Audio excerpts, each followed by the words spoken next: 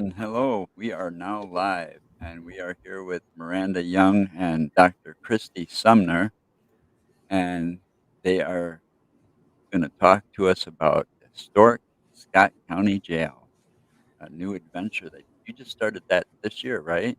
We did. We did. So, so tell us what got you started in this. Well, actually, it's kind of an interesting path. Miranda and I, she's the ghost biker, and I'm with Soul Sisters Paranormal.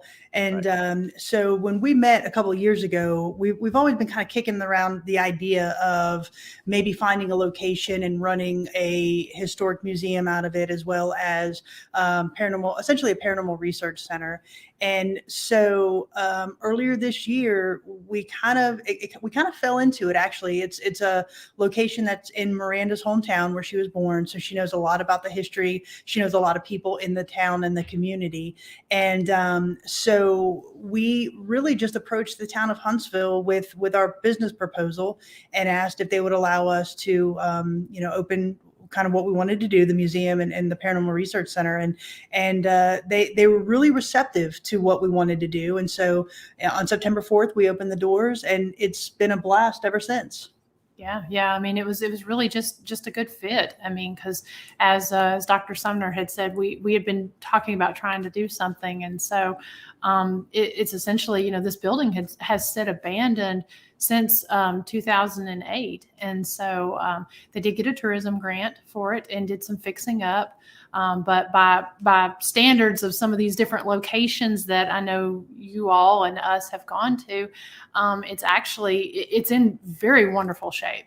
And so they got the tourism grant, they painted, they installed the heating and air. So if you guys or anyone wants to come down during these winter months, we're climate controlled, and they put the windows in because it was a very primitive structure, and then it just sat there. From 2018 until we approached them, and so it was really like it was just kind of sitting there waiting for us to do something with. Mm-hmm. Like your destiny, just waiting for you. It really was. And, I know that they kicked around the idea of doing some other things with it because, as Miranda said, it's really been sitting vacant. It's a very unique structure. It's made of limestone. It was built in 1904, and it's got these large limestone bricks, and it looks like a castle when you come upon it. And it's very interesting. It has an amazing history. A lot of different stories come out of it. And so to be able to open it back up and allow it to be a community building that shares and really highlights the community history, as well as allow paranormal investigators to come in and research and study and investigate it. It really is just a unique experience for us as well as the investigators who go in. Yeah, and that was actually really one of our main goals, was to make this accessible to the community, because the community itself, Huntsville, Tennessee, they have a lot of pride in the history of their area, in the history of their old buildings and their structures. And so people had been wanting to go in there for a long time. And, the average person, for the most part, has not been inside of a jail. And so, Doesn't it? Yeah, It does, yeah. Cool. And so we really, that was our goal, to make it accessible and to really be able to share the history of that area, the jail, and other things that have happened up in the Huntsville and Scott County area. Oh. And you've also started collecting, it looks like patches from all over in the law enforcement field. We have, my background is actually criminal justice. My master's is in criminal justice. And, both Miranda and I have a deep appreciation for law enforcement and the job that those men and women do, all facets of law enforcement. So one of the things that we really wanted to do when we opened this is, really highlight the history of crime and punishment in Scott County. But we also wanted a section to really honor all of law enforcement. And so we decided that we have a dedicated wall for this, but we really want to get as many patches as we can to blanket the entire room. If we can get that many, our goal is one from every state, and we're working towards it. We've had a lot of interest. A lot of people have participated in this. And so we have a lot of patches on our pegboard right now, but I know we've got several people who said that they've already put some more in the mail for us. So it really is one of those things that allows us to highlight invite agencies from all over the country and all over the world if you want to send patches from your agency across the pond. Yeah, I mean, if we get this wall filled up, we've got other places we'll find for it. We would be honored to fill that jail up with law enforcement and service workers from all over the country, really all over the world, as Dr. Sumner said. I mean, just one state, you get a lot of patches because you got all the counties, You can. there's sheriff's department, counties, state troopers, cities, towns. Oh, God, you can go on and on with those patches. Yeah. Yeah.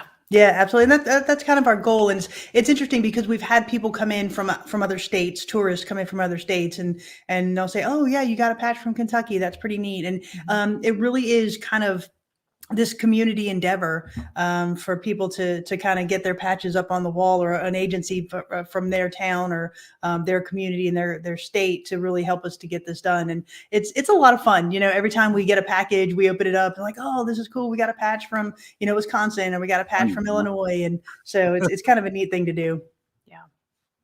Yeah. I mean, I mean, we have a lot of pride in that. And it's amazing whenever the different folks come in, because actually right around 85 to 90% of the people who come into the jail are actually tourists. We have more people from outside of the area come in than we do locals. And so, we're working to try to create some things to get locals in, but we've got a lot of really cool things planned for everyone that's coming to the area, especially coming up here in the next little bit. I see a lot of people getting their mug shots taken there too. Yes.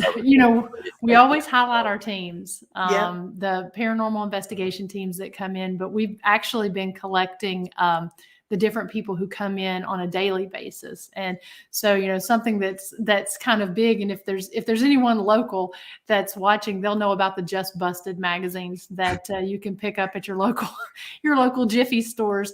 And so we may be doing something like that in like our newsletter and stuff to really kind of highlight the folks that come in from all over on a daily basis as well. Oh, you guys really got it going on there. We're trying to. Yeah, we're absolutely trying to. As we said, we started September 4th was our first day. That was our opening date. And, we're really working towards different things as well. As Miranda said, a lot of events in the community, different things that we're going to try this month in December. We've got a lot of cool things that we're going to be announcing this week of what we're going to be doing in December, and then opening our calendar, our paranormal calendar and our event calendar. We're going to be opening that up this coming week for next year. So a lot of different things we're really excited about. And that's just one of the things that I think has really helped us to succeed in the community, is our enthusiasm for what we're trying to do. Yeah, really something for everybody. If you're not into the paranormal, there is a ton of history in there. If you love law enforcement or true crime, I mean, it's a really great, vast museum of true crime there. And so, and then if you're into the paranormal, we have that too. So we have that. Yeah. So it's really something for everyone. And just during this past 10 weeks that we've been open, we've had, I think we're going on our 16th paranormal team investigating just since we've been open. So pretty much it kind of started to pick up in September, but October and November, pretty much every weekend was full of investigations. And so, again, we're going to be making some announcements too about some special paranormal stuff we're going to be doing. But and the teams have enjoyed it, and we're looking forward to seeing more about what people capture there. So they captured a lot there? Oh, absolutely. Yeah.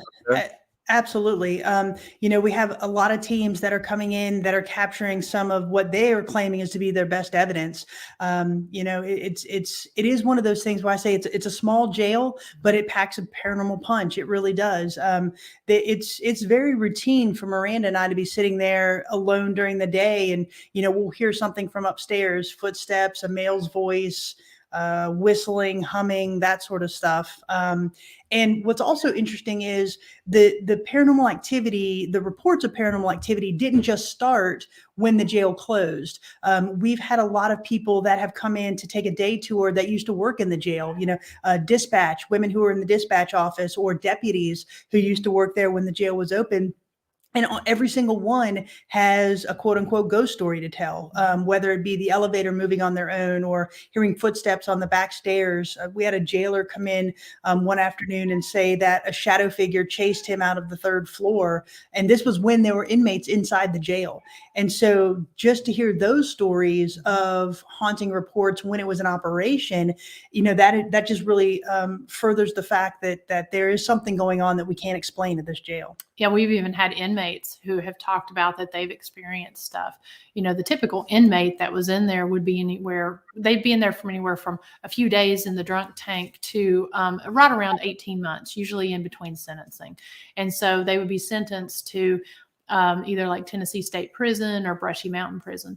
But we actually had reports of at least 3 inmates who had requested to be transferred to Brushy because they felt so creeped out by some of the things that they had experienced inside the jail. Mm-hmm.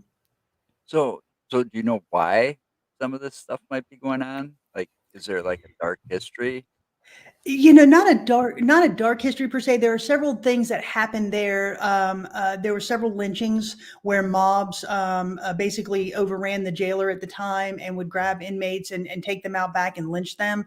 But really just overcrowding. There was a lot of inmate on inmate violence just because, the conditions were so difficult in this jail. As Miranda said, windows weren't even on the jail. They were exposed to the elements. They were just bars inside the essentially windows. So they were exposed to the elements, a lot of harsh conditions, especially early on in the jail's existence. And so I think that just lent to, that sense of hauntingness, really. We do have reports of people that self-harmed. They would cut themselves in order to go to the hospital. So a lot of that took place. What's also interesting, as I said before, the entire jail is made out of sandstone. As we all know, that does have the tendency to hold energy. It sits right beside a river. So you have that water element there as well. So I think all of those just really kind of lend to the fact that spirits feel comfortable remaining in this facility. Mm-hmm. And there was a lot of mountain justice too in that area. It was kind of like, someone gets put in there. Well, they didn't want to wait for the courts to do their thing. So there was a lot of that involved as well. So, but as Kristy said, just the structure itself and the land and the area where it's at, there was Native American activity in the area, a lot of different rock shelters and stuff, on back, not on the property, but on back where the Native Americans would live. So, so there are a lot of different things that can lend to this activity. And plus with it being a jail, and very, very much, the energy, very high strung, very, just that.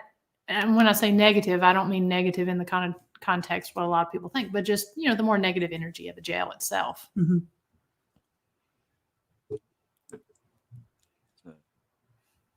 Interesting place. I got to get there myself. Yeah, we hope you do. We hope you do. We invite everybody to come to see it. Many reasons to come to Tennessee. Just to meet us, but see the jail secondary, right? Have to be one added to my bucket list. There you go, Joe.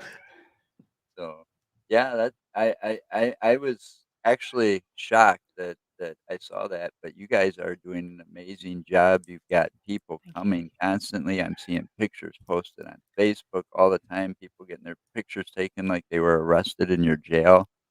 I thought that was it's actually does look like a castle, though. It's really quite unique.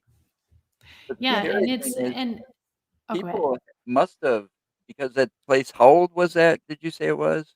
1904. It was built in 1904. It was in operation as a jail until 2008, and then, as Miranda said, it sat vacant after that until this year. Yeah, and they left the windows open so that that the prisoners were exposed to all the elements. Correct. They were. And there was only one point of time that it actually was closed, and that was in the 1960s. They did close it for a short period of time. They built a new jail, moved the inmates over to that jail, but they had so many different people escaping that they ended up moving the inmates back, and they stayed in there till 2008 when it officially closed. there was actually a lady that came into the jail this past week that was talking about just all the escapes that had occurred back in the 1960s when they built that other jail. And so from what we found at this one, there's only been 2 people escape, and they escaped from the outside yard rather than on the inside. Mm-hmm. Somebody was asking if you know if there was any burial mounds nearby. I'm assuming they're asking about Native American ones. Hey, Joe, thanks for the question. And thanks everybody for watching tonight, by the way, and the comments so far. Joe, to my knowledge, there are not any burial grounds per se, but there are a lot of cemeteries. I mean, there's one cemetery that's probably about 75 yards away. It belongs to the Presbyterian Church. There's another that is probably about 3/4 of a mile away. Directly behind the jail sits a very interesting waterfall and the river there as well. So I don't think that there's any burial grounds Native American, but I'd be shocked if there wasn't a Native American influence in that area at one point in time. Yeah. The anthropology class is always going and getting arrowheads and different types of relics and stuff. They're always sending the high school anthropology class out and getting all kinds of things from the area. So I'm not aware of any burial mounds, nothing like Moundsville or anywhere like that. But like Kristy said, a lot of cemeteries, and then just a lot of Native American in the area. We're not really sure about the specific ground that the jail sits on, though. Well, Hey, Mark. sorry, I'm a little late. That's okay. Had a little bit of a situation. No worries. So yeah, I kind of came in the middle of this. So you're saying that there are that the anthropology department does go out and find relics and arrowheads? They're in Have they found anything on that jail's property, on your property there? No. So essentially our property, it's in the downtown square. And I use the word downtown very loosely because it is a very small rural town there in Scott County, Tennessee. But we are there on the square. Our building is really just contained to one small space. There is some a grassy area near the side, but that's private property. And then it kind of drops off. It's a mountain side on the backside that drops off to a waterfall and to the New River area over there. Okay. Yeah, I was just kind of wondering because if it's near a river like that, a lot of times the Native Americans would put encampments around the rivers and streams. Yeah, absolutely. And it's a great bet that they this county itself has a very rich history from the Native Americans up to the time of the Civil War. One of the interesting stories is that that for a time during the Civil War, it seceded from the country, so it was the independent state of Scott for a few hours. So just interesting. So different stories like that. Obviously I'm not from the area, so I'm still learning all of these historical facts and the historical significance. But so what I found and what we've researched so far, just the vast amount of history that's just in this area, it's pretty unique. It really is a unique area to be surrounded by. Yeah, I mean, one of the stories from out of there, Jesse James actually came to the town of Huntsville, and he ran a business out of the town. He was, from all accounts that we've heard, he was kind of a straight businessman. He did hide out there. He went under the assumed name of David Moore, but he did have a store in the area. He was never in the jail there, but he did when he wasn't out doing crime, he was there in Huntsville for a period of time with running a store. Oh, interesting. Yeah. Well, I think some of those old West stories about some of those outlaws were a little far-fetched. I think some of them they took too far, like exaggerated a little bit to make history sound a little better than what it really was. Mm-hmm. Because when you watch some of the real documentaries and they get down to the facts, some of these guys weren't as much of outlaws as they were portrayed in the movies, Well, that's true. I mean, obviously, sensationalism is what's going to sell in the media even back then. So, there probably was a lot of embellishment going on. That we've heard people say that Jesse James was in our jail. He wasn't. We find no records of him being in the jail, but there's definitely historical facts that he was there. He never committed any crimes, but he was there. And so that just, again, another historical fact that is unique to Scott County and to Huntsville, and something that we really like to share with the community and with our visitors, to show them that this isn't just about the jail. What we want to do is really highlight the entire community. Yeah, and it's really cool to when the locals do come in, because we've got a massive timeline there that shows all of the sheriffs. It shows all of our end of watch, when our different deputies that passed away, all the lynchings, as well as anything significant to the county. So it's always really interesting when these locals come in, because they're pointing at this timeline and they're saying, "Oh, that was my great uncle, that was my grandpa," because a lot of those sheriffs, they kind of had these family lines that came down. So it was a family lineage. And so, or they'll come in because we have a lot of true crime stuff up. And so they'll go through and they'll be like, "Oh, I remember this," or pointing out the other articles, not just the crime element, but the articles, and saying, "Oh, I remember when this happened." So it's really cool when they come in. And then a lot of them even have stories to share, because inside the jail, the bottom level was the original jailer's quarters.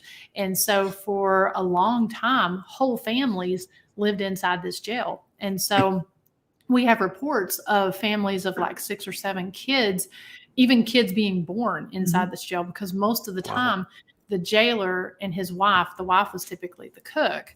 And so, so we've got all kinds of stories of kids coming in saying that there were certain inmates that they could be around, or they learned to color Easter eggs in the jail kitchen. So it's not all, of a darker history, but a lot of people sharing stories about things they did when they grew up and being inside the jail as kids. That's a really cool and rich history. Yeah. It really is. And that's what we really wanted to do. Obviously for us, from our paranormal background, the paranormal is really what drives us and what we do. But for this endeavor, it really was a sense of the history is what's going to come first. Obviously, in the background, the paranormal is what's going to drive our business model, right? But the historical aspect is really what we want. And so when people come into the jail, to a person, every single one is like, "You guys have done a great job really highlighting the history of this county. This wasn't what I expected when I walked in." We came up with a very, what we thought was a very strategic business plan. I mean, if you look at our marketing and our advertising, which Miranda has done an amazing job on, we really wanted the historical significance to shine and the paranormal to be more in the background. Even though, I mean, don't get me wrong, like I said, the paranormal punch of this jail is pretty significant. It's the historical significance that's the most important for the larger community. Right. History is important. And what's really cool, those historic buildings, and preserving them and keeping them from being demolished is important. Oh, absolutely. Absolutely. yeah. There's so few of those around because they're demolishing them and putting up strip malls or high rises that end up empty years later anyway. Yeah, and that's what actually the mayor even said, because back when they got the tourism grant, the Scott County, they ended up giving the jail to the town of Huntsville, and Huntsville wasn't really sure what to do with it, because as Kristy had mentioned earlier, there had been people talking about a bed and breakfast, people talking about office buildings and that sort of thing. And if you listen to the mayor talk at any point in time about this, he'll say, "I knew we wanted to do something different and special with it. We just weren't sure what." And so he really liked our business plan and our business model with it. And as soon as we presented it to him and to the alderman, he said, this is the direction we want to go. This is what we've been waiting for. And so for us, it was important to keep that integrity of the jail, but also find a way to use that to highlight the other things that have gone on in the area. And one of the interesting things that I was going to say a minute ago that we've noticed is that, during the day and on our day tours, it's very historical, but every single person that walks through that door, even if they're not a paranormal investigator, asks, "Is it true it's haunted?" Or "Is it true the things we've heard about this?" Even the 911 center that's across the street from us, they've stopped us when we've come outside and they're like, okay, you're not going to believe what we heard after you guys left one night. Mhm. You know, one lady was outside smoking, and she said that she heard this blood curdling scream come from the third floor, and we had been gone from investigating for about 45 minutes. Mhm. And Wow. so they talk about seeing lights over there. They talk about the different things that they'll see. So it's really interesting, the interest that the paranormal brings to that area, even for people who may not want to be deep into a paranormal investigation, but are interested in a flashlight tour or a public ghost hunt, kind of getting in there and hearing more of those stories and kind of the creepier side of the jail. Right. Yeah, it's for me. I think it's better to have a lot of the historical evidence and the historical information when Mhm. you do go in to do investigations. Yes. Mhm. So, quick question on this one too. Obviously, with it being a jail, I'm sure there was a lot of deaths there. Yeah. Okay. Any of the inmates that did die, or any of the deaths, from the people that died, are they buried in any of those cemeteries close by? Some we have reports of some of the sheriffs and deputies are buried there. Obviously, they didn't die in the jail, but they were associated with the jail. Mm-hmm. The major stories that have really come out with regard to deaths, as Miranda said earlier, were the lynchings. So we do have accounts of several people who were pulled out of the jail by a mob who overran the jailer, and they were killed. One was lynched right behind the jail, and two others were taken about a half mile down the road, and they were lynched there. We do feel that their spirits are pretty prevalent in the jail. We've had some interesting we've had some paranormal investigators find some interesting things that really Mm-hmm. lend us to believe that they're still there. And what's very cool is, because we've had 16 paranormal investigation groups come in, and we're still finding things, and they're getting words and different activity that we just think, oh, that's an interesting word. But then when we go back and research, it's like, whoa, that is totally relevant to this story. So we've had at least 3 examples of that, which it really has kind of blown our mind, how they're associated with some of the stories. So to your question, they're not buried. The ones who are lynched weren't buried close by, but they're in close enough proximity that we think that their spirits are still prevalent in the jail. Right. Yeah, and that's what we tell our investigators too. We're like, anything, it may seem insignificant, but just take note of it, because the obelisk is something that it works very, very well there, as well as the SB7. And, we always tell people, any word you get, take note of it, because we have found a couple that we've just been very excited about. And I'll let Kristy kind of share one of them if she wants to, that we've been excited about. But we've got an author who has written a book about one of those famous lynchings there at the jail. And we'll be sharing more about this in a little bit. But we had just happened to get a book, that an early copy of the book, and we were waiting on a team to come in, and we were kind of looking at it and looking through it. So in capturing this word, there's no way that the team would know about it, or even the author, because the way this was written. But I'll let Kristy kind of share. Well, as Miranda said, the book was written by a local gentleman, and it's fiction, but I mean, it's a fictional author. He writes from a fictional standpoint, but it's true facts based on this lynching. And Okay. so the character that he writes the character in the book is Anvil Clemens. And so we had a paranormal investigation group in one of the rooms, and they kept getting the word anvil. And so they said, we've got this at least 3 times tonight. And Miranda said, well, I have no idea what that means. And so when we were talking to the author, we said, we had a paranormal investigation group that got this word. And he said he basically went white, because this was over Messenger. And he's like, I'm going white right now, and I can't sleep because of this. So what happened was, during one of these lynchings, the mob overran the jailer who was there at the time. And as they ran by, they beat him so badly that as the mob was going by, one of the people in the mob said, we beat him like an anvil. And so his nickname became Anvil. And so we did not know that at the time. And so the paranormal investigation group certainly did not know that at the time. But to really associate that, we've got now a paranormal investigation group that's getting the word Anvil, and now we can positively make this connection to the jail. That to us is absolutely tremendous. Yeah. That is really interesting. Really cool. Yeah. I know that one of the things that a lot of investigators will actually say too is whenever there are violent deaths on properties like that, a lot of times that energy release will bind that spirit to that property. So that's a good, having a lynching happen like that where the death occurred in behind the jail, that could be, that could be one of the reasons that spirit's still there. Well, and just the energy too from this mob busting in and going through the 3 levels of the jail to go up and break out these 2 prisoners, just that energy release in and of itself, of the excitement of this mob and the scared feelings that the prisoners had to feel. I think with just that combination of it, I can totally see why that would stay in that area.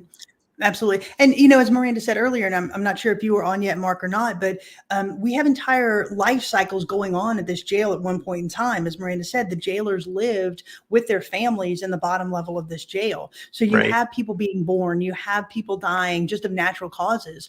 The entire familial existence is going on. And so that lends itself to energy as well. You've got births, you've got deaths, you've got happy moments, sad moments. So just that entire encompassment of life, if you will, it lends itself to spirit activity as well. Oh yeah.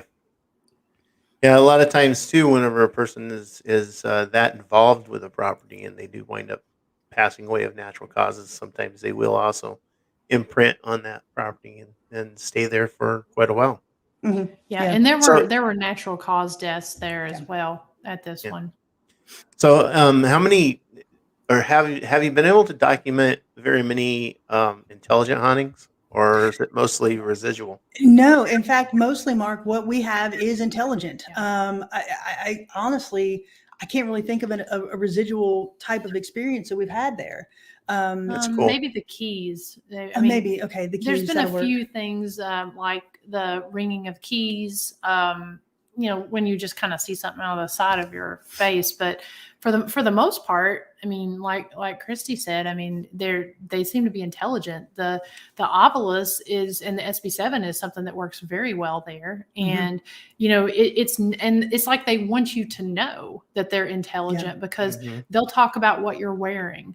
They'll talk about, we have a lot of articles up on the wall, and they're all stories of true crime from there in Scott County. And so a lot of the people who were in these articles, these criminals, were within this jail at one point or time. And so sometimes they'll tell you to read the articles. And if you go and you start reading, you'll start getting words on your obelisk popping up before you read it across the story, which has been something pretty wild. And the disembodied voices there that we've captured have been something pretty insane. I know, speaking for myself, as far as consistent disembodied voices, it's been one of the best places for it.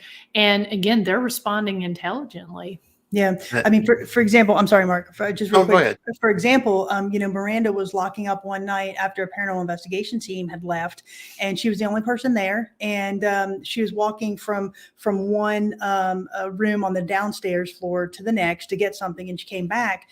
And as she was passing, she heard a very deep voice humming from the stairwell. And, Miranda doesn't get freaked out easily at all, right? I mean, she's the ghost biker. So,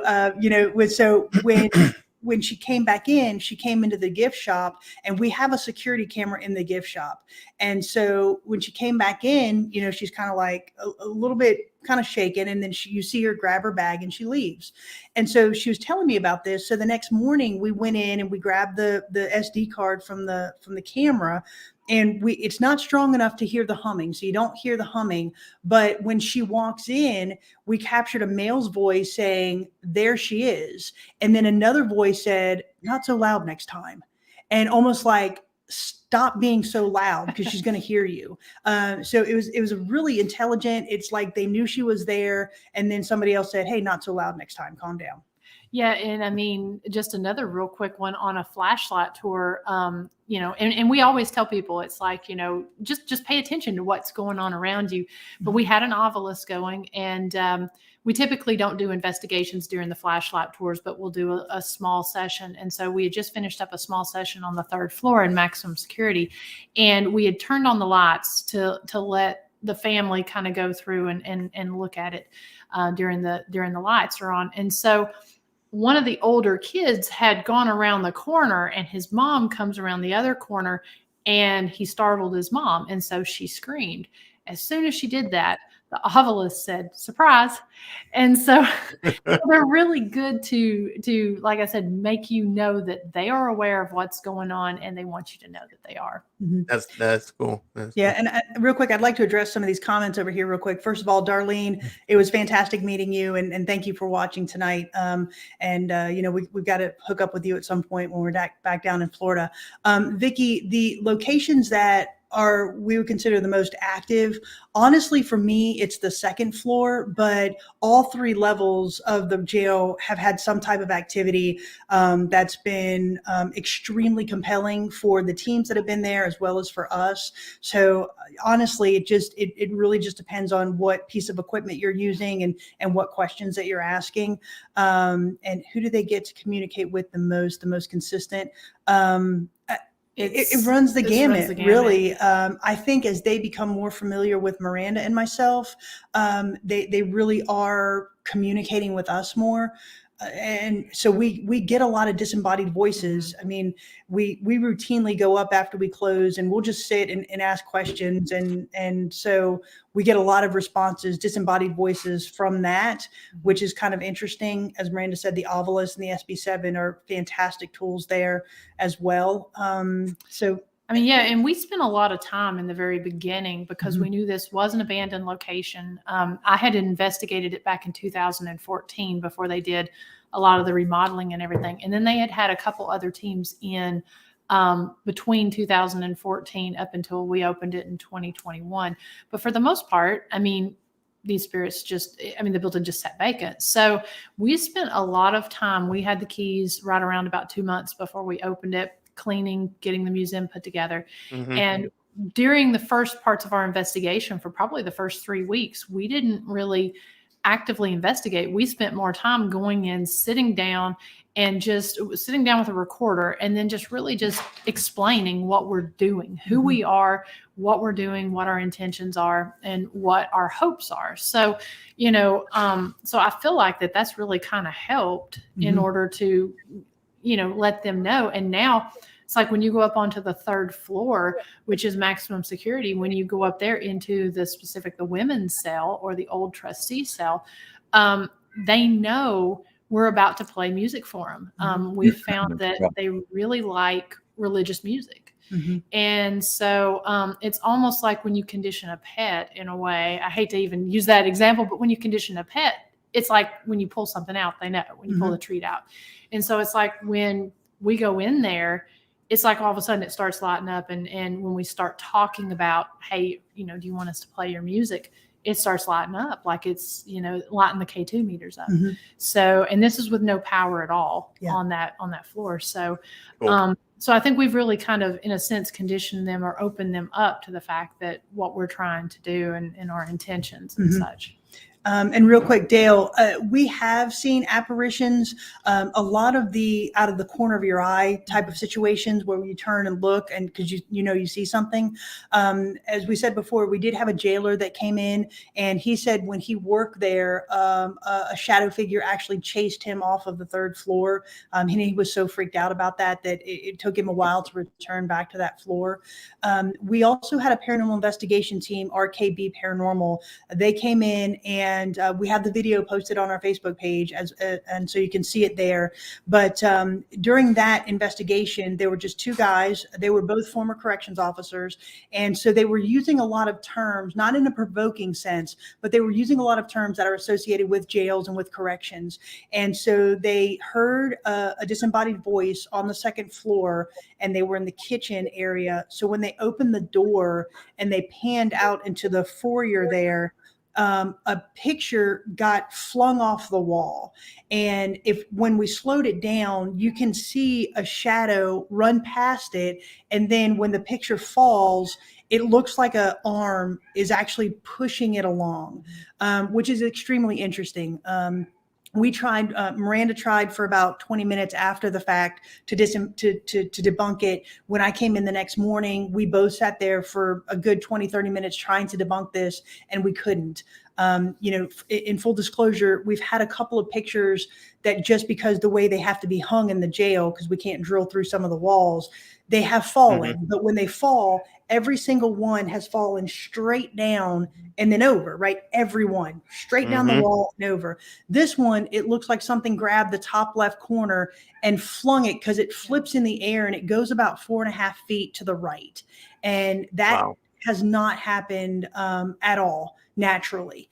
And so that was a great catch for us. But to Dale's question, we do think that in that entire sequence of video, we do capture a shadow, or they captured a shadow figure, as well as the shadow arm pushing this thing along. And to follow up on Dale's question there, he asks if they've been captured on video or stills. Yes, it is on video, and it has been slowed down. And, because we always have either myself or Kristy is on site during the investigation. We're locked in our office. And so that night, it was just those two guys. I was downstairs working in my office. And so went up there. I mean, they came down as soon as it happened. And so we literally tried to debunk it at that moment. But it's really quite incredible, because it is captured on film. And when it's slowed down, you can see that arm. And when we even tried to, stand there, and you would have to have some pretty crazy cat reflexes to catch that and fling it, so it's a pretty cool catch. Mm-hmm. Yeah, it sounds like it would be a really cool catch. And you said it's on your Facebook page, right? It is. Yeah. Okay. And it's on theirs as well, RKB Paranormal. Okay. Definitely check that one out. I'm going to have to go over there and look. And it's cool, because that's the same floor that a lot of people report seeing a shadow figure. Mm-hmm. All right. Since I came in late, how many floors is in this building? There's 3. Yeah. So there's 3. The downstairs is the general area, the booking. There's some cells down there, the drunk tanks. The second floor contains the trustee cells and the kitchen, the second kitchen. And then the third floor, which was added in 1922, is it's the maximum security floor. And so there are 3 different cell blocks up there, a women's cell and a trustee type cell. And each of those cells contain anywhere from 2 to 4 people on it. And the jail was originally built to hold 50 inmates. And sorry, we've got a cat going on. A cat getting sick. Sorry about that. Hairball. Yeah. And so, anyways, it was built to hold 50 people.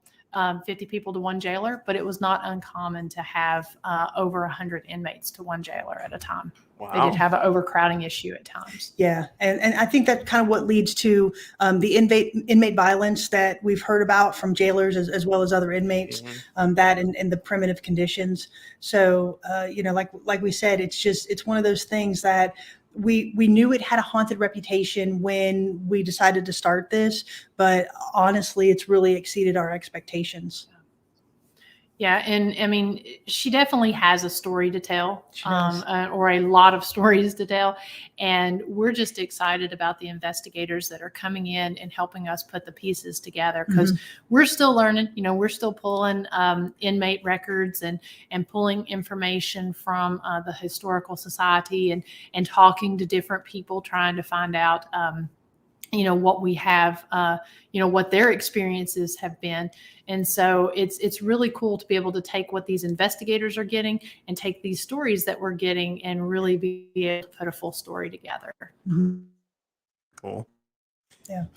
Vicky asked. We personally have not caught any children disembodied voices. Yeah. Sorry, Vicky. We haven't caught any children or disembodied voices there yet. I think the majority of what we're capturing are male voices, even though we did have women's cells and sections in the jail. So we do capture some women activity, but no children yet. And as far as deaths on site, we know of at least 3 of those that were taken out and lynched close by. But through the longevity of the jail, there's been natural deaths inside. We do know of one report of a woman who self-harmed. She smuggled a razor into the drunk tanks. She didn't die on site, but she died almost immediately after at the hospital. So there was a lot of that going on. But as far as actual numbers of deaths in the jail, we still don't have that. As Miranda said, we're still going through the prisoner records. Yeah, I found out a few weeks ago about a guy whose grandfather was in there who he did die in the jail. I think it was a heart attack, not sure, but his actual death was listed at the hospital, but he did die there. We had a sheriff who was killed there right at the front door. Sheriff Richard Ellis, he was bringing in a moonshiner back in 1925, and he was shot from behind ambush style, and his body was taken in the jail and prepared for prepared for burial. But they didn't know who had shot him, but they believe it was related to his strong stance on abolishing the moonshine and the moonshiners in the area. It's still today one of Scott County's unsolved mysteries.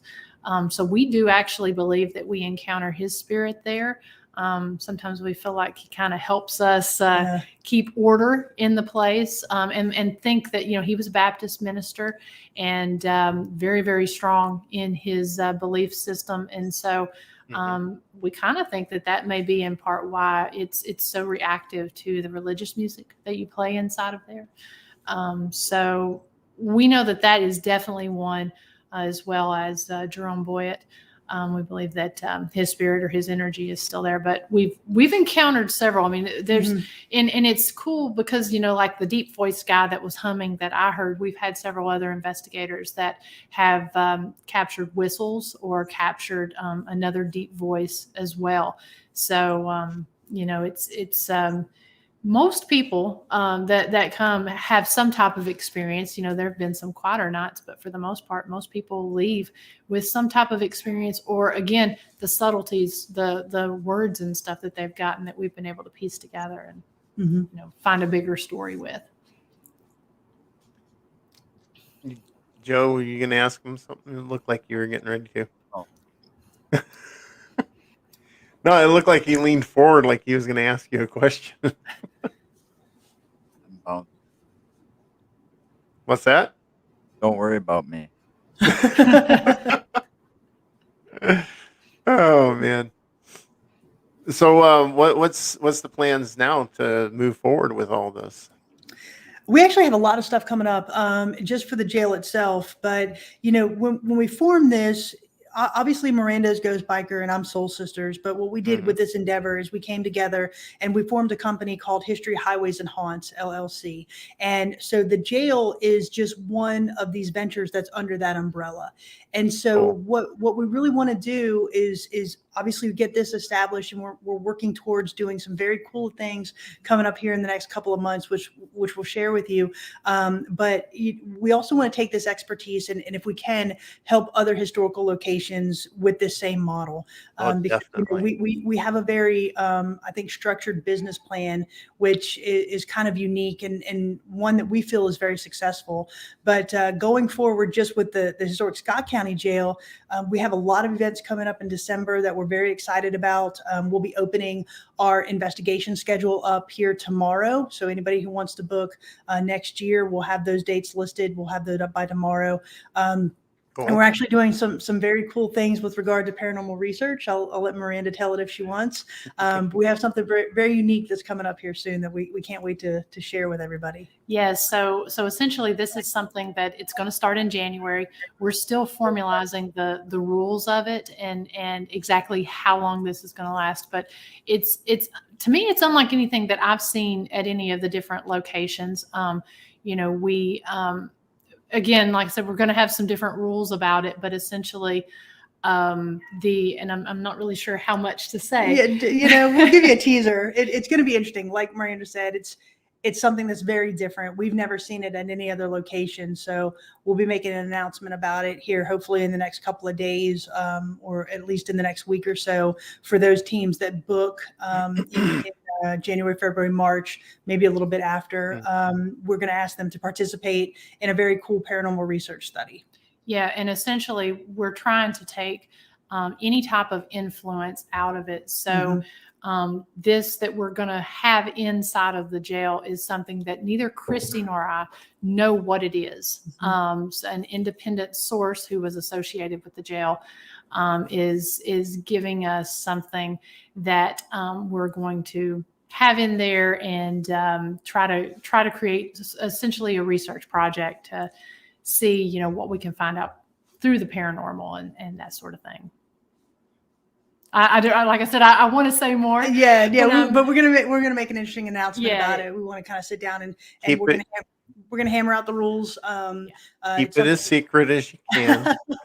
It is something that I'm not gonna badger you for it. But I think paranormal investigators, those that are really interested in actual true paranormal research, are going to get a kick out of this because it's something, like I said, that I've never seen before, and it does take the internal and the external bias out of it. It's something that is completely independent and something that we're going to need paranormal investigators and research to help us with. Yeah, so psychics, investigators, mediums. We welcome anyone. Now, it is going to be just for investigators. This isn't something that the general public that comes in during the day is going to be able to participate in. But we, like I said, and it will start in January, but we're going to start teasing and we've actually got a meeting on it. Yeah, we've got a meeting on that. Another big thing we've got this week is really full of announcements. So like I said, we'll probably with our schedule is probably going to be the first 6 or 8 months. I don't think it's going to be for the full year that we're releasing. But we will be releasing that so people can go ahead and start booking for next year.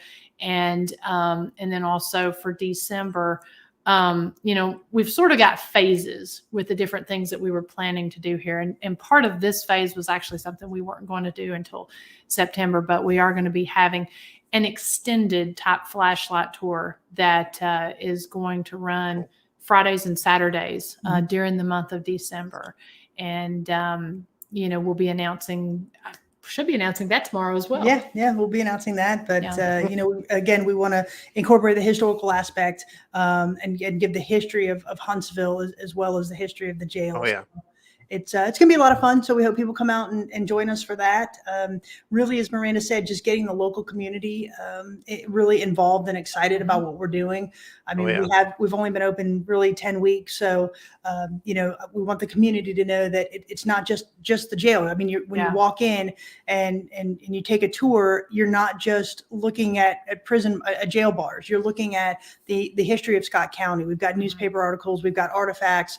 We've got an audio tour that we're very proud of. So you can go through and each of the rooms in the jail have an audio tour associated with it, either narrated by myself or other individuals from the community who have some affiliation with that room or that section of the jail.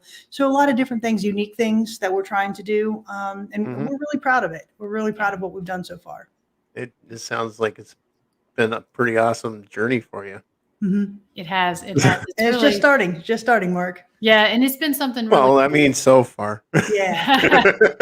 It's been something really cool to be able to work with another paranormal investigator that, I feel like both Kristy and I have sort of a like-minded approach to things. And so it's been really cool to partner up and do this because we've been talking about this for a long time, actually. And it was something we wanted to really sort of kind of release last year, but, we couldn't couldn't do that until things got more official. So, so it's been really cool to be able to work with her and work with the community on this. Yeah. So, just I know that the way the jail is set up, the way you're talking about it, it you know, no lights and everything. Is there any electricity going into it at all, like where your office is and stuff? Yeah, no, absolutely. So when Miranda was talking about no electricity, when paranormal investigators go in for the third floor, we actually turn off the master switch to Oh, okay. to that level, which essentially kills the power for the entire level. But we do have heating and air, so it's not something that we're confined to just Oh, summer yeah. months. So if investigators want to come in and they want a heated facility to investigate, we have that. In the summer, if they want an air conditioning facility to investigate, we have that. Some elect to turn it off, and that's fine. But they have control of the thermostat to a point. And so we have outlets. What we really wanted to do with this is we came at it from an investigative standpoint as well. Right. Use our expertise as investigators to say, okay, what do we need here? We need working restrooms. We need heat and air. We need outlets for recharging. And so we have all of that. So for us, it really is a great place to investigate because we have those things. And I mean, essentially it's like the people on the third floor, they lost their freedom of lights essentially, because that on the third floor in Max, it is controlled with the master switch, as well as the cells that are down on the first floor. Those are controlled with a master switch. So it actually works out really good that so they have power in their base camp. They have power on the second floor, but we go in and when we flip it, it actually works out good because it cuts down on the contamination from any of the different tools when they're up on those levels, because there's no free flow of power. Right. Yeah. It cuts down on any of the EMFs and stuff that might be flowing from any of the wiring. Exactly. So, I seen Dale asked how many square feet the jail is. I'm kind of curious on that too. Do you know? Honestly, I don't know that right offhand. Yeah. It's something we've never been asked. I know it's 33 stairs to the top. So, But it is a fairly. It's a smaller jail, right? Okay. So I guess I would compare it to, it's bigger than Gilchrist County Jail if you've been there. It's a little bit bigger than Hamilton County Jail in Florida if you've been there. I just don't know the square footage. I mean, of it's it. kind of it's like a larger house essentially. I mean, like with Octagon Hall, it's 3 levels. It's a little bit bigger than that. I mean, it would house 50 people. Essentially what we've done is we're actually going to limit the number of investigators coming into 2022. So essentially we charge up to 8 people, and it's a little extra if you're over 8, and we have a limit of 12. But I'm telling you, Mark, the 12 people is a lot in there, and mostly not because of size, because you can be on all 3 levels, but just because of sound and noise contamination. Exactly. So I was just gonna say, with 12 people, that sounds to me like there'd be a lot of contamination of noise. Next year, we're going to limit it and not allow more than 10, because we do have people that's like, oh, well, my team is close knit and this and that, and they'll have 12 people in there, and then they want to bitch and complain because there's 12 people. There's 12 people, and they'll ask us. We tell them up front, but they'll ask. They're like, oh, can you hear the voices from the other floors? And it's like, it is echoey. It's a stone concrete building. Mm-hmm. So we're just going to limit that down to 10 coming up next year. Just cut that out. A great size is 5 to 6 people. 5 to 6 people on the team is a great size to investigate. But obviously, if you want to bring up to 8, that's fantastic too. But just for transparency, there is noise contamination. If you're stomping around on the second floor, you're going to hear it on the first floor. But again, that really doesn't minimize what teams are capturing. Especially if you really start communicating, with those spirits on those levels. Even teams that have that 8 to 10, investigation team, they're still capturing really cool things. They're capturing stuff. Yeah, it seems like the smaller teams really seem to actually have better luck we've had a couple solos come in. We've had the smaller teams between 2 and 3 I mean, they seem to have a continually active night. But we have had them where we have had 10 to 12 people that they've caught some interesting things. I mean, and a lot of those teams will actually choose to cut the heating and air off, because they're not synced. So whenever like the heater cuts off, it'll make like a sound, and we let them know that it will do that. So a lot of the teams actually opt to cut the heat off, just so that they can cut out any type of noise contamination. And Joe, you tried saying something a while ago, and we couldn't hear you. You didn't get close enough to that mic. I think I had it muted. I didn't even know what I was trying to say.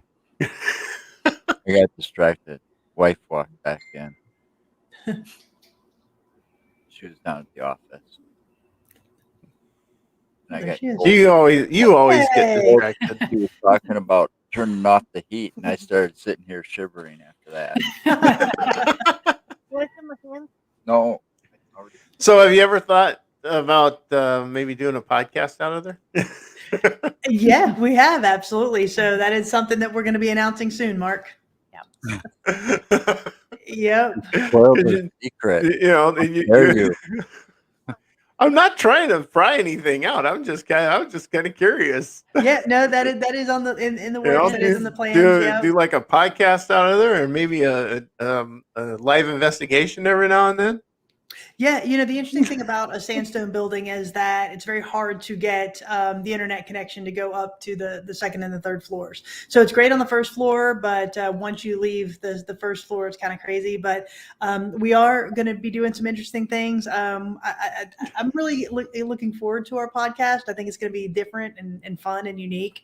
So that'll be very cool. But as Miranda said, we have a lot of things coming up that we're really excited to announce. Keep watching the website and the Facebook page here in the next couple of weeks, because we've got some really interesting things coming up. Yeah. How big is the hardwired? If they're having that kind of trouble, they'd have to get hardwired. Yeah. On all 3 floors. And well, I know how to run the wiring, so. Come on down, Mark. No. So how big is that community? The town of Huntsville has 682 people. That is so it's kind of a smaller community. It is. It really is. But towns that if you blink, you'll miss it. Yes. Yeah. The county is very large, though. The county is quite large. Huntsville is the town seat there, or the county seat, and it's actually the bigger community out of the area. But it's a very rural, mountainous community. So it's like there's not a lot of places to eat when you come. I mean, the largest town is about 20 miles away. There are a few places right there in Huntsville, but very few, and they do close early. And as far as places to stay, it's, again, rural community. So it does sit right in the middle of the largest ATV riding area in the nation. But it is very rural, and but again, you look at it like, well, there may not be a lot around, but that's kind of good that there's not a lot around too. Yeah. Good people, really good people. It's about an hour outside of Knoxville. So if you need a big city feel, you can always drive into Knoxville. But for us, it's a lot of fun. Just getting this established, getting the building back into use for the community, because it's sitting there vacant. It was sitting there vacant, and to be able to bring life back into it is something that we feel is very important for the community. Yeah. And I think that's part of the reason we've not had as many locals in there either, because they're so used to it being closed. And so we're still really just trying to get the word out that we're actually open. I mean, most of the locals that have come in by mistake, and they've said, oh, we were sitting at the grill over here talking about, when grandpa was in jail there or whatever. And it's like, I want to show them the old jail. And so they'll just be taking a drive over by the jail, and then they see our open flag up, and they're like, hey, it's open. So then they come in, and most of the people, actually, I think every person that's come in has said they've been surprised we're open, and very surprised with the amount of history that and artifacts and stuff that we have in there now. And so they'll come in. Most people come in and spend around 40 minutes just going through. And a couple have even come back because they've wanted to continue to read some of the different stuff. And we get new stuff all the time. We're putting new things out about every week. Yep. That's cool. Yeah. Really cool. To Kara's question real quick, have we had any non-paranormal rentals or events? Not yet, but it is something that we are absolutely planning. We've got different things that we ourselves are planning, and then we do have it open up to commercial filming. If you want to come and film in the location, we've got it open for rentals.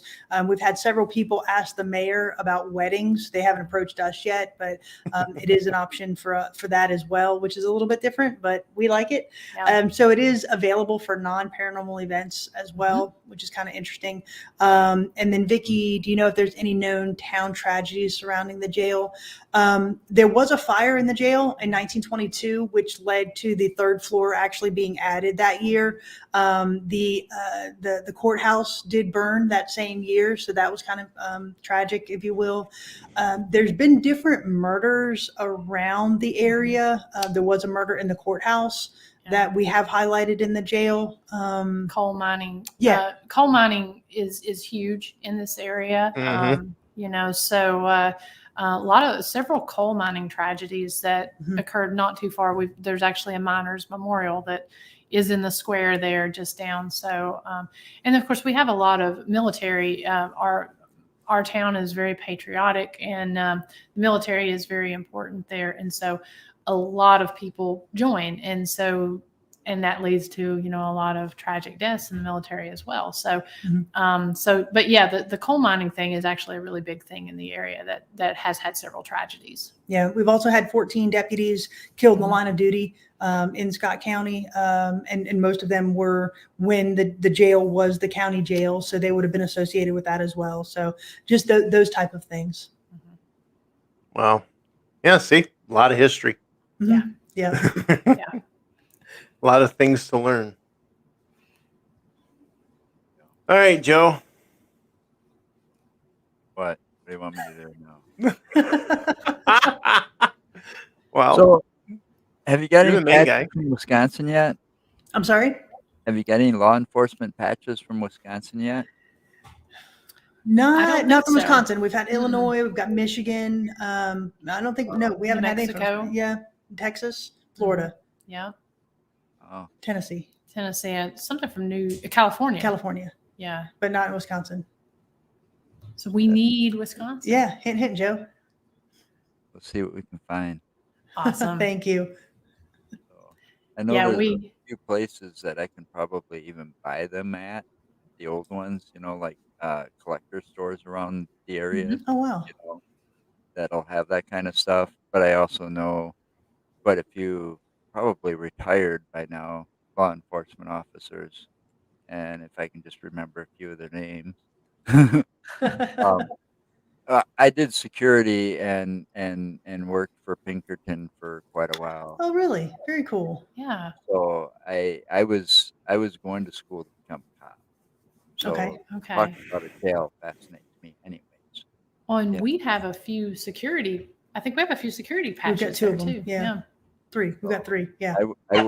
I worked for one of the I guess you could say the world's oldest security firm ever.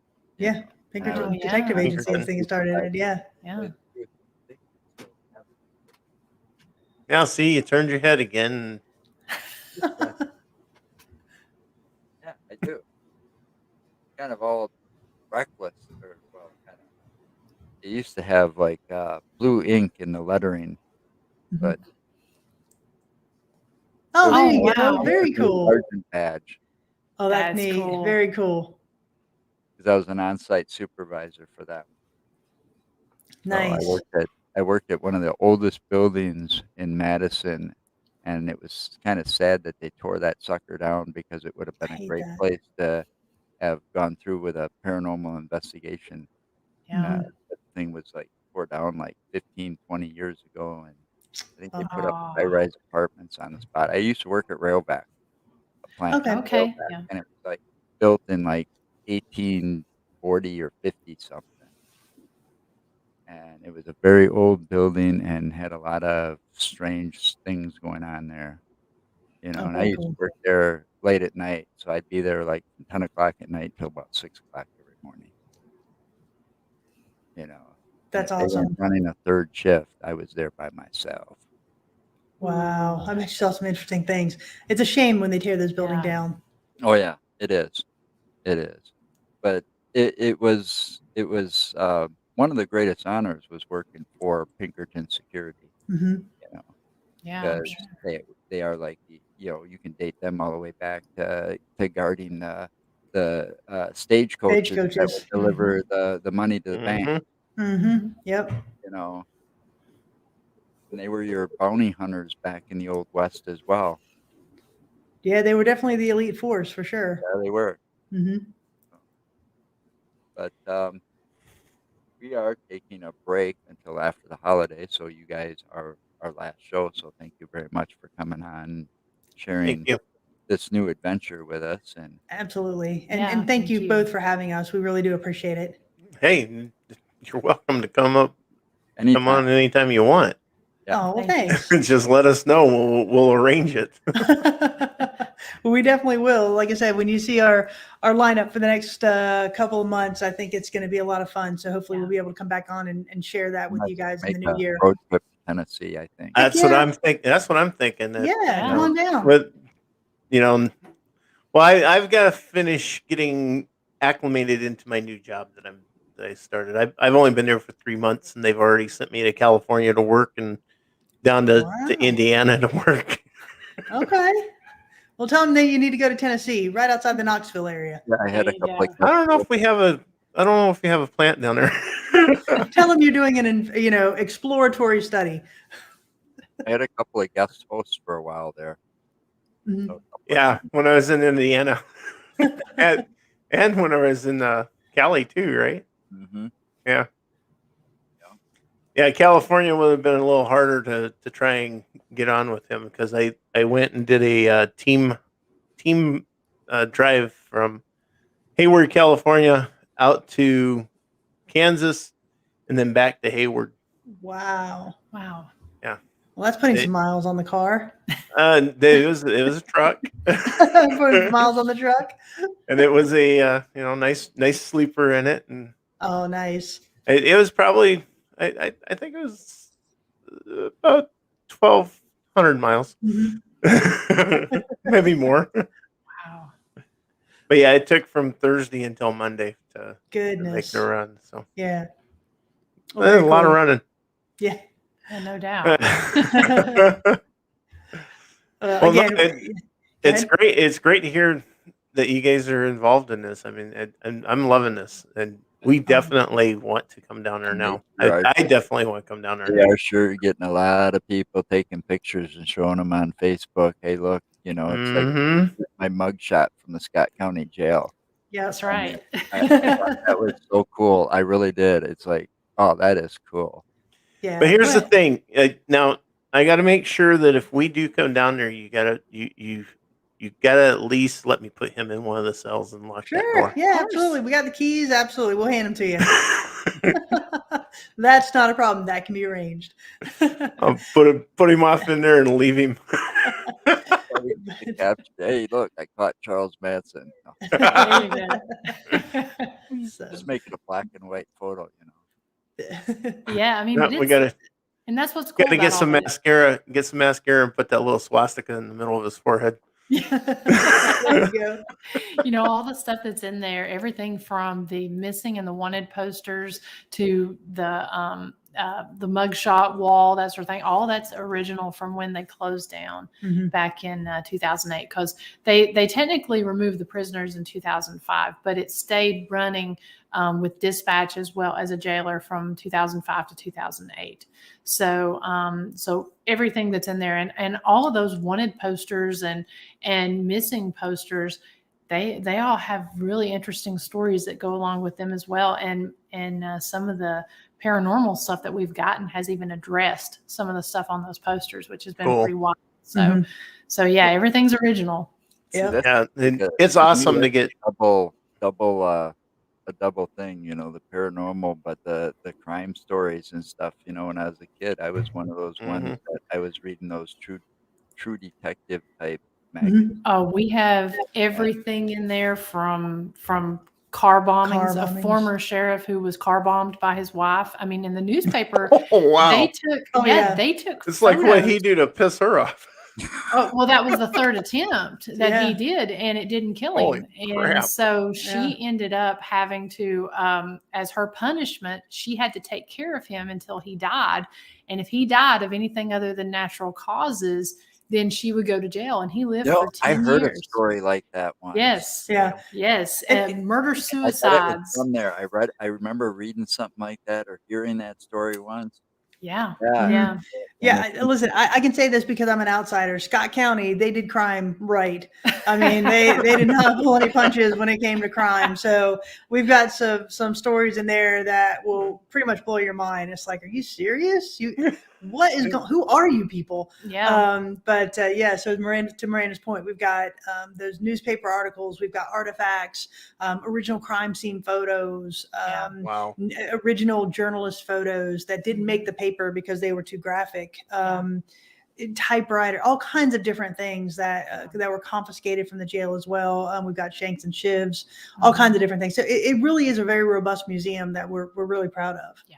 And You know, we're when adding you- to it. I Yeah. mean, Have you looked up? Have you, just out of curiosity, because this is just a curious question because I like to look this stuff up. But have you ever looked up any of the strange laws that are not enforced but are still on the books? we've got some of those, and just because, I mean, because essentially it's just the two of us doing this now. The community has donated newspapers and items and relics and stuff, but I mean, as far as all of this, it's just Kristy and I doing it. Everything from the marketing and design to running it on a daily basis. And research, yeah. And the research, yeah. And so so the historical archives, they actually have a very nice historical archives there that's across the street in the courthouse. And they have a lot of information, everything from the inmate records to, they've got those laws, and they've actually got some of the different stories that I'm actually really looking forward to getting into, talking about some of the weird things back in the 1910s and 20s that people were arrested for and put in there, all kinds of bizarre stuff. So we hope to get some of that. I mean, we even have one story, we've not put it up yet, about a guy. He did end up, he was a very, very rough individual, and he did end up becoming a preacher, but he actually coughed up a bullet. He was shot and he coughed up a bullet. And I remember him coming and preaching at my church, big bear of a man. I mean, his hands were about the size of two of mine together, and very rough individual. But yeah, he was shot and he coughed up a bullet. Yeah, that's when he changed his ways. He did. Wow. He changed his ways. That was his miracle conversion. Yeah, and he was the one that he started preaching, and very vocal member around with a really awesome testimony. So we just have a lot of things like that, and we've got we did get a very recent donation of many newspapers that we're really excited about. Pretty much everything from 1950 to 2010 that we're going to be able to put up throughout the jail. I mean, we already have a lot, but we're about to have A lot. So yeah, we hope to find some more of those little gems, like Put on a little add-on building. That's exactly what we're trying to do. Talking about. Yep, that's what we're doing. We're getting like a she shed because we just don't have the room, and just putting it in the back there. Because I mean, this was an amazing donation. Yeah. I'd say at least 1,000, probably 1,300 newspapers. Literally, Wow. newspapers. So we have two newspapers in the county, and the Scott County News and the Independent Herald. And so they came out every week, the two papers. So, and there's some from Knoxville in here, but essentially, for the most part, from 1950 to 2010, every week we have those newspapers. We may not have both of them, but we at least have the Scott County News from that period of time. So do the math. That's bigger math than I like to do, but it's two truckloads and probably at least a ton at least. And we've got it all in one cell right now. One cell locked up. We've not gone through it yet, but eventually we're going to have to catalog it, use what we can and then try to set the rest up. We're wanting to set up a research center there.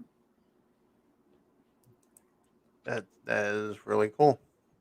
Yeah, it's really, when you think about it, quite a treasure, because we've There's a lot of history there, a lot of Absolutely. There is. And just another quick interesting story. We were talking about crime scene photos. I had a gentleman give me, he used to work for EMT or EMS and that sort of thing. And so he gave me some old crime scene photos, huge stack of stuff. And so one of them I was really intrigued by. And it was, there was a 15-year-old boy who was shot and killed. And, and his mother was in there, and he'd been shot up in a church. And so, but these were very brutal, graphic photos. And I was trying to find where the church was. And when we were going through and putting the exhibits together, I found the newspaper story. And so we were able to put the crime scene photos with the newspaper story. And it was a guy who had gone to the church and ended up shooting into the church because he didn't like the way his wife looked at Wednesday night Bible study. And so he ends up shooting in, and he ended up killing a 15-year-old boy in the process. And so we've got the 2 newspaper articles that go with these crime scene photos. So to be able to match all of these up with the stories has been, it's a really fun. Yeah. Okay. No, I mean, I could keep going here, because now that you said you got the stack of photos from crime scenes, Oh yeah. when have you really examined them closely to see if maybe there's any kind of like lingering apparitions or anything in them?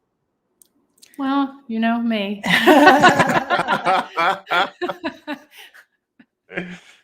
Well, it was one of those things, I was real intrigued with just seeing them, and so there was a couple I was drawn to, and that was actually one that I was drawn to, was this one particular story. But I mean, I can't really say I've seen anything in them, but just being able, and we, have some we've not put out, but just being able to hold on to them, and I was holding on to them before we even knew that this was going to happen. So it was really kind of one of those, I don't believe in coincidences. So it was really kind of one of those. Well, no, Very fortunate. there is no such thing as a coincidence, No, because Exactly. It takes too much planning. I've heard this said before. Coincidences take a hell of a lot of planning, Yeah. Exactly. yeah. because everything happens for a reason. It does. It Right. really does. And, to have those and to put those out, and really, to Miranda's point earlier, it is interesting that these articles are coming full circle, because for the paranormal side of it, they are becoming trigger items. The paranormal investigators are reading these articles, and they're getting positive responses from just reading these articles. So that's what's really intriguing as well, is that it not only is it a treasure trove of historical significance, but we're also getting positive paranormal activity and unexplainable activity based on these artifacts and these newspaper articles. And that's what we tell people. We tell them, when you capture something, kind of look around and be aware of your surroundings. I had seen Jim Cody made a comment earlier on talking about the Tennessee devil, or the Helenwood devil. And, like I said, we've got stories about Jesse James. We also have stories about this monster that was unearthed there in Scott County in 1921. And so it's an interesting story around it. I believe it to be really an elaborate hoax, but essentially this guy had unearthed this, it says a 6'4" devil from his property. It was a cave in the back of his property, and he unearthed it. They had pictures of it from the newspaper, and they ended up taking it and sitting it up at the Helenwood Depot, and they were charging like $0.25 when people would get off the train to see this monstrosity that they had unearthed. And so it ended up traveling around, showed up at World's Fair, and then it disappeared. And so people still come to the area looking for this Helenwood devil. Well, there was a team inside of the jail, and they were using an obelisk, and they kept getting devil on the obelisk. And so started kind of thinking to themselves, okay, what kind of stuff are we getting? And they remembered where we were like, hey, really just look around. Come to find out, they're sitting right under the Helenwood Devil poster. I mean, we have this huge poster About a on the 7-foot wall. poster, yeah. Yeah. And so, so they were sitting right under it.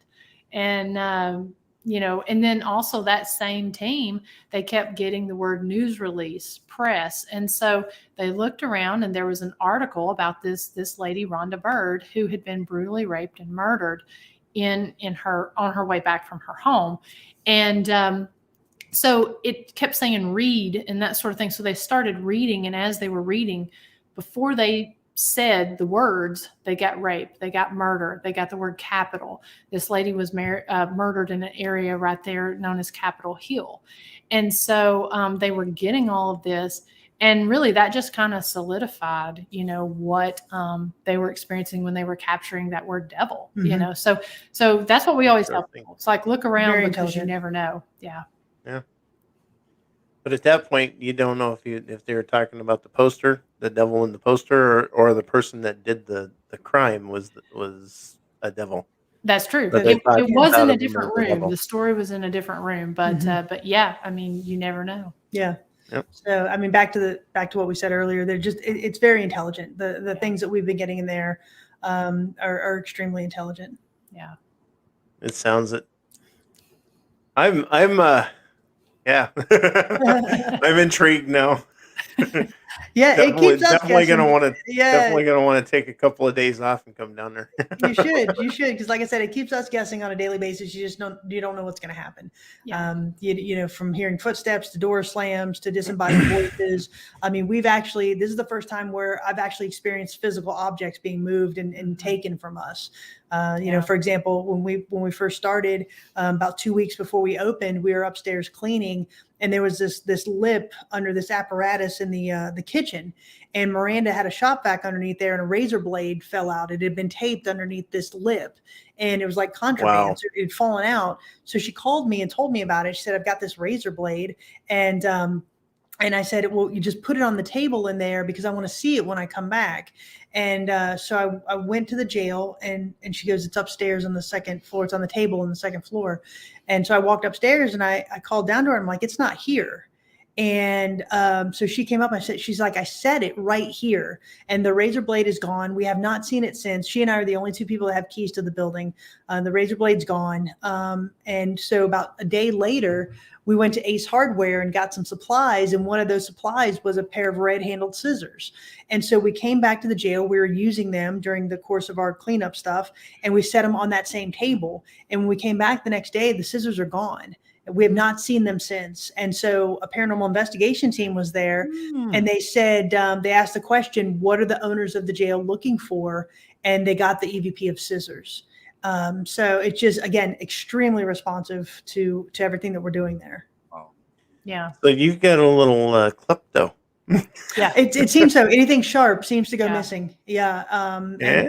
And one of the items, a paint scraper scraper. was returned. Miranda put down her foot and said, give me my gosh darn paint scraper back. I'm sure she said it that way. We did find that. It was on the third floor when she'd been using it on the second floor. So we found that. But the scissors and the razor blade, we still have no idea where they went. We have not found them at all. And a piece of glass from the that's inside right. of a frame. Yeah. Keep forgetting about Yeah, that. because so Kristy painted all the frames. We wanted consistency, so she painted all the frames black, and so we had and I'm putting the pieces in the frames, and so we got this little assembly line going, and so I needed a frame and glass, and so as we're going through all the frames we had, all of a sudden we're missing a big sheet of glass from like an 11 by 14 frame. Yeah, and we have yet to find that one.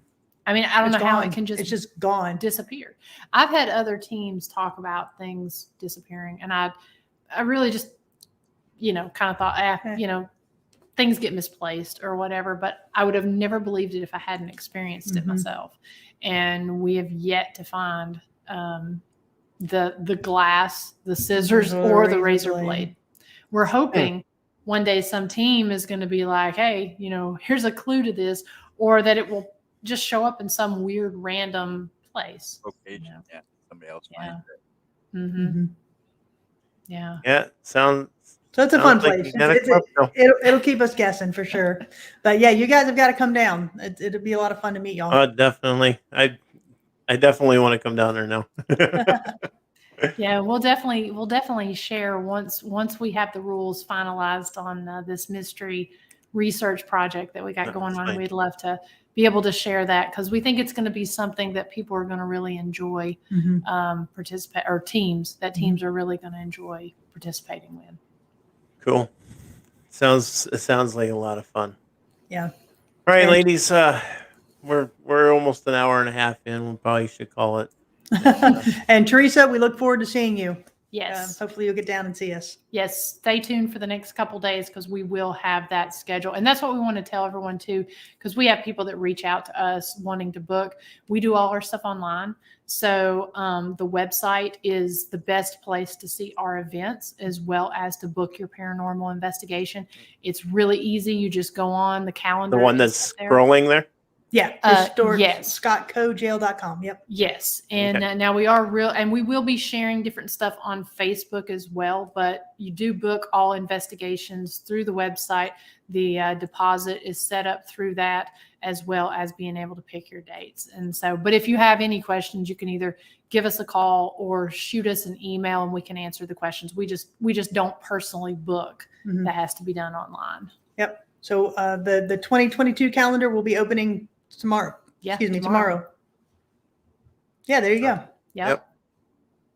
And so it's on the paranormal tab there, is where the people can go in and book. And we do offer public ghost hunts. We don't have any on the schedule right at this time, but those will be on the event section, and that gives the information on the public ghost hunts. But then you just click that blue button there at the bottom on the private. It's I guess the one below it there. Yeah. Yeah. And that goes up to shows our calendar. Yep. And we'll be opening that. There you For 2022, we'll be opening that tomorrow. Awesome.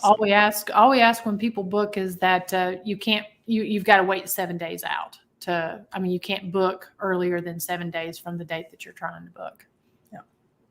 Okay. So basically, plan ahead. Yeah. We need a 7-day advance notice. Yeah. So plan ahead. If you're going to book and go to the Scott County Jail and visit with these young ladies and do a tour investigation, Mhm. make sure you plan ahead. Yep. Yes. Absolutely. Don't be like Mark. Whatever.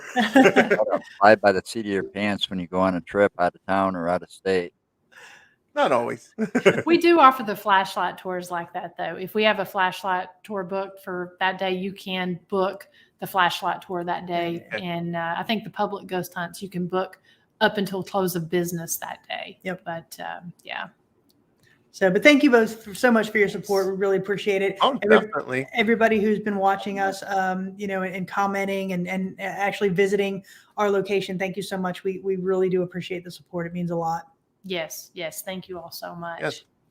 I'm glad you two decided to get into this. This is really cool. Learn from history.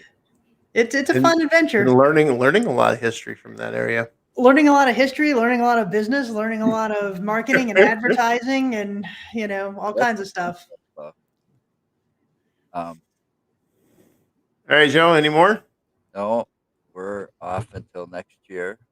Yep, we're taking a break. We might come back. So We might. Well, come happy back. holidays Watch our and- Facebook page because we might come back for just a New Year's Eve special, open mic special.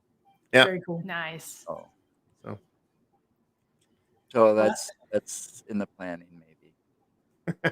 Watch our Facebook page. If that happens, that's where it'll be posted first. Yeah, and you guys of course, a lot of you guys know us, but watch our individual pages as well because we're still doing our own individual thing. Me with Ghost Biker Explorations and Dr. Sumner with Soul Sisters Paranormal. So we all have some really big things planned for next year as well. So Absolutely. like and follow our pages as well if you're not already. So Okay, we are at it. have a good night, guys. All right. Good night, everybody. Bye. Happy holidays. Stay safe and remember anything's possible.